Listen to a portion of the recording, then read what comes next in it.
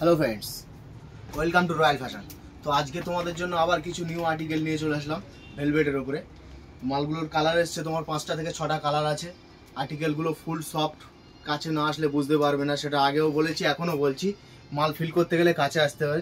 এর কালারগুলো তোমরা একবার দেখিয়ে নাও। নাও, একটা কালার আছে গ্রে কালার। এর ফুল বডি কাজ আছে।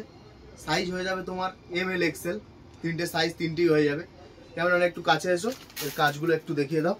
পুরো বডি অল বডি কাজ করা আছে, টোটাল বডি। ব্র্যান্ডটা তো দেখতেই পাচ্ছ কি ব্র্যান্ডের আছে।